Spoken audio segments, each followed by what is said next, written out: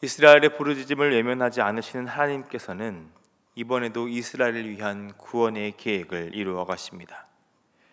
이를 위해 한 사람을 세우십니다.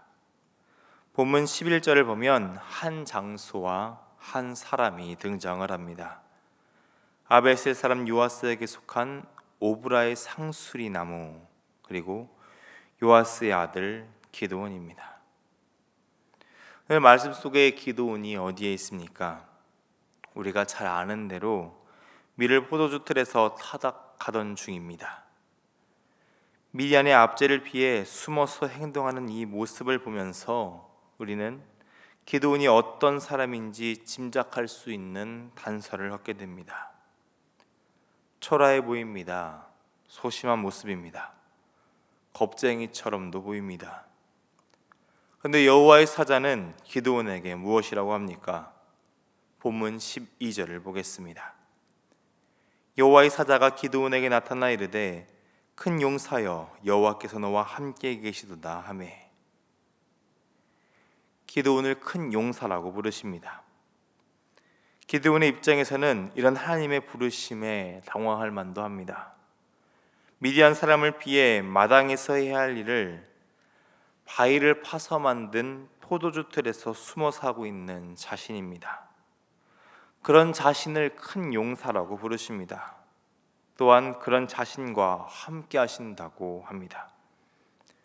자신의 상황을 봐도, 그리고 자신의 동족들의 상황을 봐도 지금 이런 하나님의 부르심은 도저히 이해가 가지 않을 것입니다. 그래서 13절과 같이 답합니다. 기드온이 그에게 대답하되 오 나의 주여 여호와께서 우리와 함께 계시면 어찌하여 이 모든 일이 우리에게 일어났나이까? 또 우리 조상들이 일찍이 우리에게 이르기를 여호와께서 우리를 애굽에서 올라오게 하신 것이 아니냐 한 그 모든 이적이 어디에 있나이까? 이제 여호와께서 우리를 버리사 미디안의 손에 우리를 넘겨주셨나이다 하니.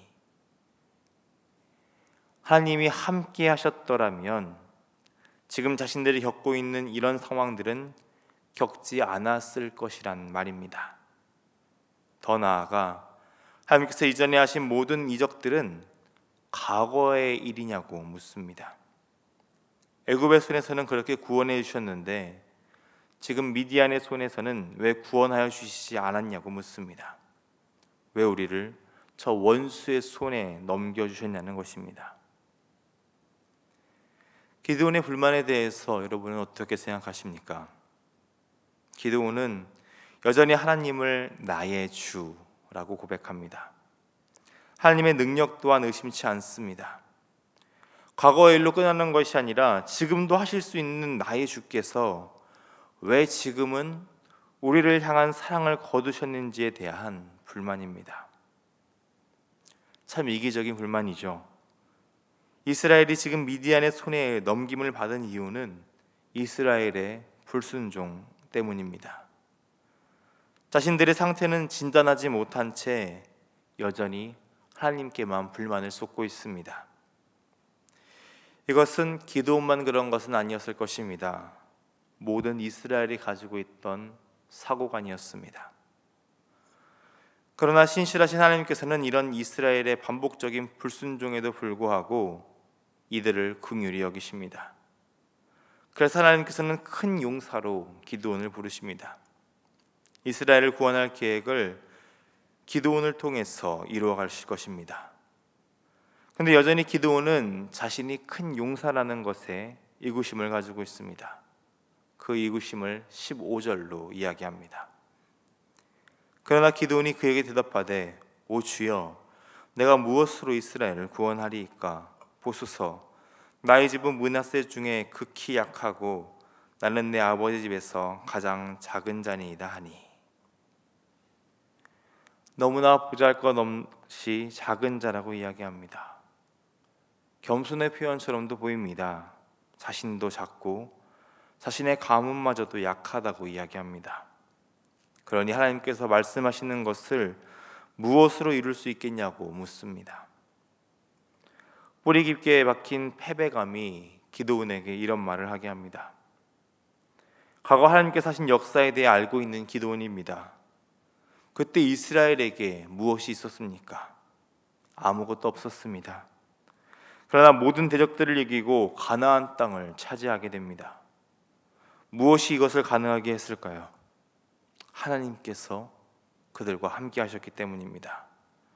하나님의 뜻을 따라 순종으로 나아갔던 이스라엘은 하나님께서 주시는 놀라운 역사의 산 증인이 되었습니다. 그러나 지금은 어떠합니까? 하나님을 버리고 우상을 섬기며 세상의 종노릇하던 자가 되었습니다. 그런 상태가 지속되다 보니 할 수 없음을 이야기하는 것입니다. 기드온은 자신의 가문을 보며 작다고 이야기합니다. 그러나 앞으로 펼쳐질 기드온의 이야기를 보면 종 10명과 함께 자신의 집에 있는 우상을 부수는 사건이 나옵니다. 종을 두었다는 것, 그리고 우상을 만들 수 있다는 것은 충분한 재력과 능력을 가진 집안이라는 것입니다. 또한 후에 기드온의 모습을 묘사하는 장면에서 기드온을 향해 왕자들과 같다라는 것을 볼 때 기드온 그 자신 또한 사회적으로 능력과 권위를 가진 자라는 것을 알 수 있습니다. 그럼에도 이렇게 말하는 것은 기드온이, 그리고 더 나아가 이스라엘이 하나님을 버리고 세상을 따르는 죄 가운데 있었기 때문에 겪었던 지독한 패배감 때문이었습니다. 이런 기드온에게 다시 하나님께서는 힘을 주시는 말씀을 16절을 통해 하십니다. 여호와께서 그에게 이르시되 내가 반드시 너와 함께하리니 내가 미디안 사람 치기를 한 사람을 치듯 하리라 하시니라. 반드시 기드온과 함께 하시겠다고 말씀하십니다. 수많은 미디안의 군사를 치면서도 겨우 한 사람 치는 것 같은 능력을 더하신다고 하십니다. 하나님께서는 반복해서 기드온과 함께 하실 것을, 그리고 능력으로 임하실 것을 약속하십니다. 하지만 여전히 기드온에게는 확신이 부족했습니다.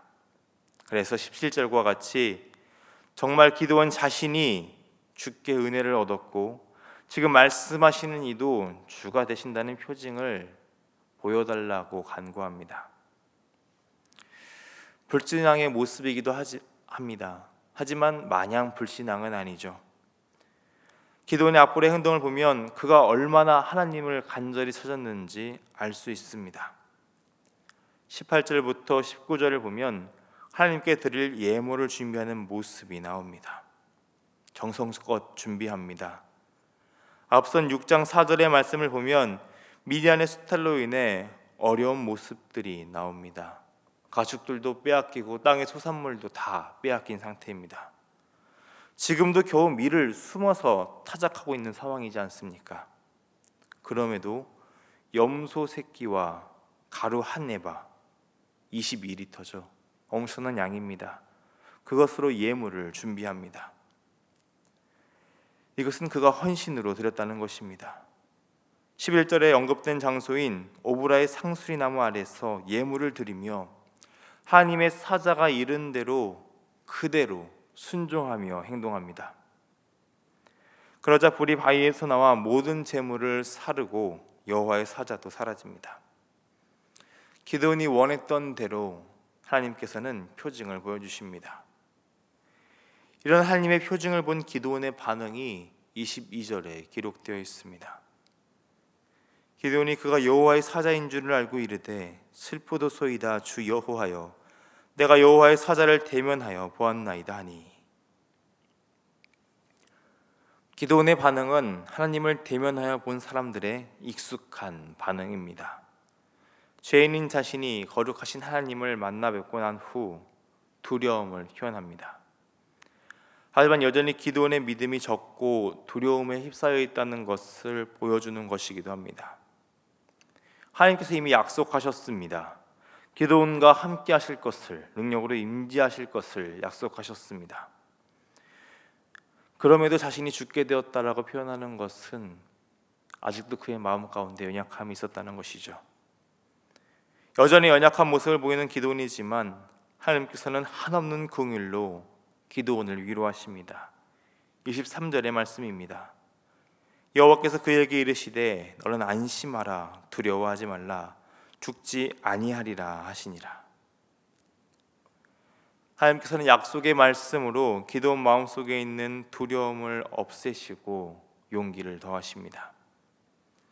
이제서야 기도원의 마음에는 망설임과 두려움, 그리고 연약함 대신 하나님께서 주시는 평안함으로 가득 차게 됩니다. 그리고 하나님의 부르심에 응답하며 제단을 쌓습니다. 이 제단의 이름을 여호와 살롬이라고 기록하고 있습니다. 그리고 다시 이 제단이 있는 곳을 24절에서 언급하고 있죠. 이 장소를 처음과 끝에 계속해서 언급한다는 것은 이 사건이 실제로 일어난 사건이라는 것을 이야기하며 하나님의 역사가 실제 사건임을 증언하고 있는 것입니다.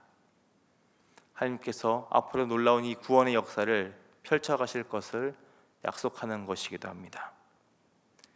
하나님께서는 이렇게 오늘 기드온을 큰 용사로 부르십니다. 그런데 기드온의 모습은 어떠했습니까? 큰 용사답지 못했습니다. 그러나 하나님께서는 기드온을 큰 용사라고 하십니다. 그 이유는 하나님께서 함께 하셨기 때문입니다.